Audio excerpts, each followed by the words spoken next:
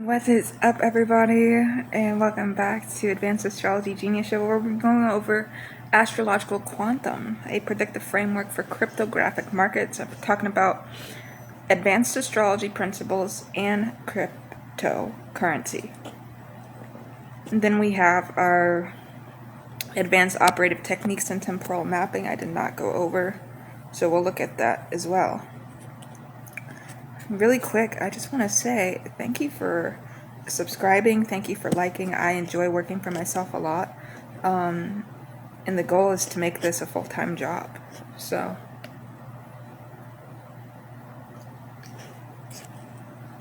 I mean, right now my hours for making videos, as you've seen, they're all over the place. I could be up at 3 a.m. making a video, I could be up at 2 a.m., 5 a.m., 10 a.m. So the goal of this video, and we'll just turn off the dark theme for a second, because, alright.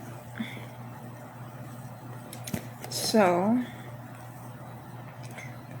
astrological quantum. This is a keynote synthesis by the advanced astro-financial faculty. Let's talk about the preamble, the cryptographic archetype. Cryptocurrency is not a commodity nor a currency in the classical sense. It is a Uranian-Plutonian entity, a decentralized Uranus system of value, Pluto, existing in a consensus-based digital ether, Neptune. Its markets are a direct reflection of the collective unconscious's relationship with trust, sovereignty, and abstraction. Therefore, its astrological correlates are not merely terrestrial cycles, but the geometric interplay of transpersonal planets. Core axiom: crypto markets amplify and front-run the psychological patterns dictated by outer planet aspects, acting as the nervous system of the global financial body. I'm just going to highlight this. Some food for thought. Okay, so let's talk about our first module, which is the major cycle overlays, the foundational waves. We have our Uranus-Pluto cycles, the engine of revolution. So let me just break everything down. This is our phase, our prediction. We're looking at market patterns as well. So the phase, it's hard aspects, such as squares, oppositions, and they correlate with protocol level paradigm shifts. Okay? The 2012 through 2015 square, for whoever was, young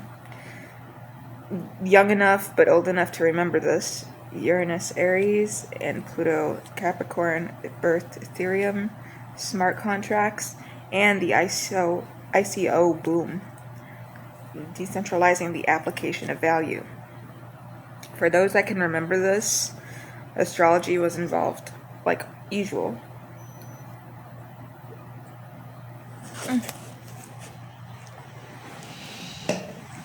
So we also have to look at the next Uranus-Pluto trine, which is occurring this year, 2026, through 2028, okay?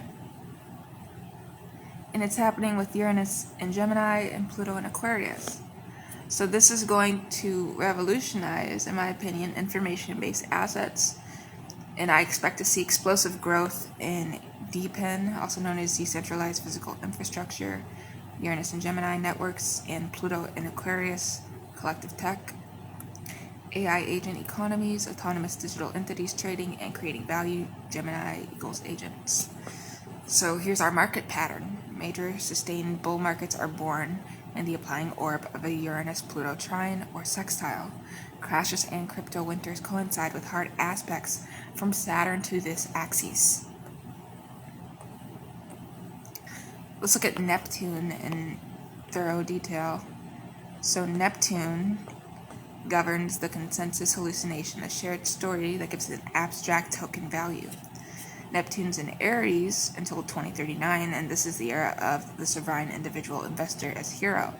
These narratives will center on financial rebellion and self-sovereignty, that's Aries, and AI-generated financial personas and meme coin cults of personality. Our predictive signal, when transiting Neptune forms a hard aspect such as a square or an opposition to America's Venus or Jupiter, it's going to cause a major market-wide hype bubble that's going to peak, followed by a devastating washout as the illusion shatters.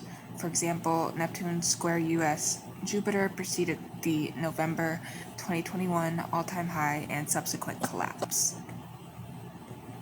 Saturn's role, the reality enforcement field. So Saturn is transiting through mutable signs, Gemini, Virgo, Sagittarius, and Pisces. This triggers liquidity crises and regulatory reckonings for the entire digital asset class. Okay? Our key transit with Saturn is it being in Gemini until 2028. This will be the great stress test, I've talked about it in another video, for all blockchain communication layers, layer 1, 1s, and 2s. So projects with poor fundamentals, Saturn, and scalability and data integrity, Gemini, will die. This transit will separate the protocols from the prototypes. Here's our second module, timing layers, the predictive triggers. So, the 0 degrees Aries ingress, annual solar chart for finance, the most critical chart for the year's risk appetite. And why is that? Because we need to pay acute attention to the planetary ruler of the ascendant and its condition. Okay? So ascendant in a fire sign, Aries, Leo, or Sag, is a high-risk appetite, bullish sentiment dominant. And ascendant ruler in fall, detriment, or cadent house, underlying weakness, rallies are fragile. Mars or Uranus angular, 1st, 4th, 7th, 10th cusps, expect violent flash crash, volatility, and explosive short covering rallies. Okay. Let's talk about Rahu and Ketu, also known as the north node and south node of the moon. So our lunar node axes and eclipses, karmic liquidity events. We have eclipses on or conjoining America's natal Venus at 27 degrees Gemini, or Jupiter 5 degrees Cancer, and that triggers massive capital reallocations into or out of risk assets. Rahu transits, the north node of the moon. When Rahu transits a water sign, Cancer, Scorpio, or Pisces, institutional money, Cancer, flows into crypto, seeking emotional security through inflation hedges. Rahu in Scorpio, 2023 through 2025, has driven the institutionalization via Bitcoin ETFs. Okay.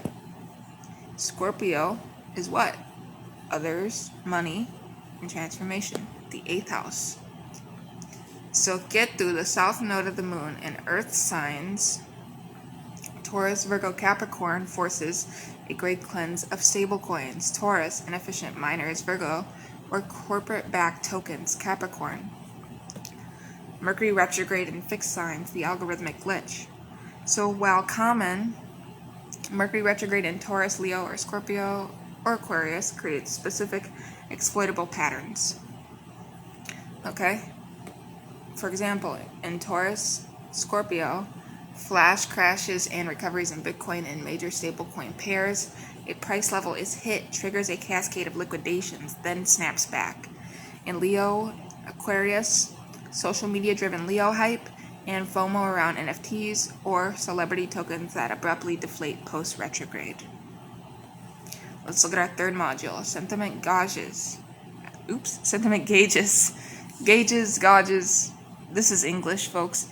The thing about me is I was in a bilingual school, so I know a lot of Spanish.